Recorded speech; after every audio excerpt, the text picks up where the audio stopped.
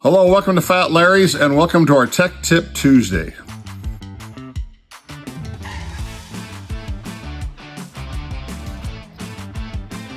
All right, today for our Tech Tip Tuesday, I'm going to talk a little bit about 3D printing and my CNC router, because you see my CNC router here behind me, and I've got a piece of half-inch MDF on there, and if you look close, you can see I've got some of these stops on the table because I put a 1-inch hole in the bottom of the table, so I can put stops in there. Now, the reason I'm doing that is I keep my stops along the bottom, so if I push a sheet of MDF or plexiglass or expanded PVC or plywood or anything in there, I want it to stop, and I want it to stop so I have a square edge. And so what I've done is I printed a bunch of these stops. Now I've got different sizes there, and I've even got different thicknesses. And so what I've done is I set them up on the edge, and sometimes when I'm doing smaller pieces, I'll have multiple edges so that I can have sit in a square on the table and in one place, especially if I'm replicating parts. I want to be able to have a reference edge that I can set those in. So I have these, and these have a 2-inch round top. I've also have some that's got a 4-inch top. And I was initially doing it, and I thought, well, I don't want to have a bunch of these sitting around.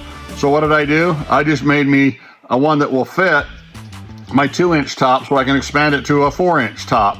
And I was going to do another one that sits on top of that, so I can do a 6-inch top. So if my holes are too far out, I can actually put a spacer in them. The other thing I was playing with is an eccentric. And so you can see this eccentric has, it uses the same peg in the bottom that goes on the table, and I put a hole in there so that I can put a 3/8 ratchet in it. And I can actually take that and use that to put pressure on the piece that I'm in there to hold that. Now, this works sometimes, but it doesn't always work, okay? And so if you're cutting the center out of something, it gives way because it bends. And so I would encourage you to use double-sided tape or put screws in it or something like that, which I use both of those quite a bit. But if you're just cutting pieces out of the center of something, or you have the outside already done and you're just trying to do some accents to it, you're cutting letters in a sign or something like that, this works really good. It works really good. And the nice thing about this is all I do is just keep the wrench on there, and I just loosen the wrench and the thing comes out, and I can take the next piece in and set it in the router and go back to 0, and cut it out all over again. And it works really good. So I just wanted to share this idea with you on how I was doing it on the table. And all right, so you can see I got the pegs in here, and they just go right into the table. And these the same way. They just go in there, and you can turn those with a wrench.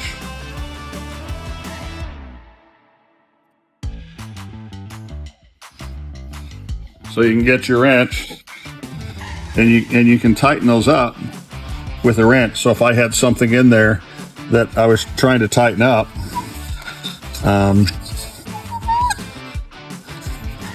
that's a little too far out.